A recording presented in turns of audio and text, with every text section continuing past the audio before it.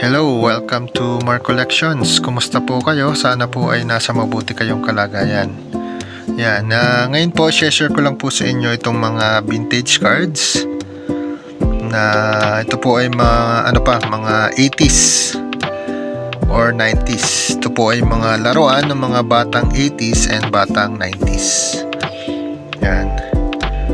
So, ang tawag ko po dito sa mga cards na to ay Marvel Comics cover cards. Yan. Kasi po ito pong mga design sa cards na to ay mga cover sa comics or comics magazine. Yan. Hindi po ito kompleto pero yan po, madami-dami din po itong ating na-kolekta nakasurvive. Yan nga po, 80s pa po ito. Kaya po magandang collection din po ito. Yan. So familiar po ba kayo dyan? Kayo po ba ay batang 80s or 90s? Yan. Familiar ba kayo dyan? Yan.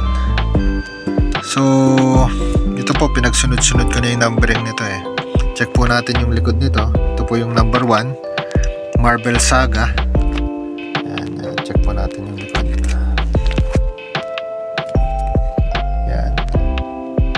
Ganyan po yung likod niya, parang comic strip. Then may number 1. So yan.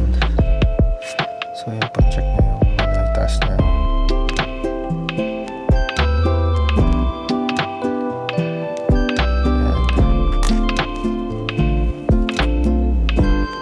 Yan. Then yan po, next meron tayong Spider-Man, The Sensational Spider-Man, Captain America, The Amazing Spider-Man, Wolverine, meron tayong another Wolverine, She-Hulk, then meron tayong Doctor Strange, yan, Sectors, Dazzler, Power Pack, Iron Man, Power Man, Iron Fist. Then meron pa po tayo dito sa another page. Yan, Micronauts, The Last Starfighter,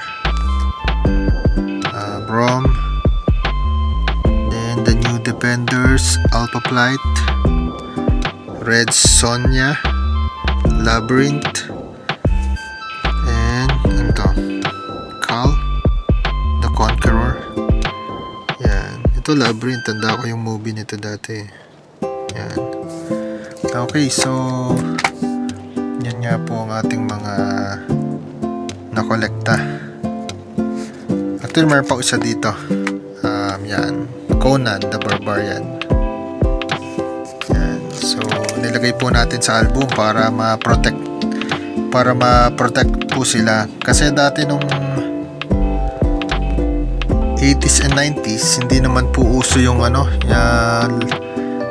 i-protect pa masyado yung mga cards. Kasi nilalaro talaga. Ayan, kaya po mga used condition po talaga ito. Ngayon, yan, gusto nating i-preserve, kaya po nilagay natin sa card sleeve and then sa album. Yan. So, yan po ulit yung mga Marvel Comics cover cards. Yan. So yan po muna ang share ko po sa inyo. Actually mayroon pong ibang cards dito sa album na to, pero saka ko na i-share sa inyo yan. Yan po muna. Okay po, so salamat po sa inyong panonood. Sana po ay pa-like at pa-subscribe po kung hindi pa po kayo nakapag-subscribe. Yan, nagko-collect po tayo ng mga vintage na items. Yan. Okay, so thank you po ulit and ingat po kayong lahat. God bless po.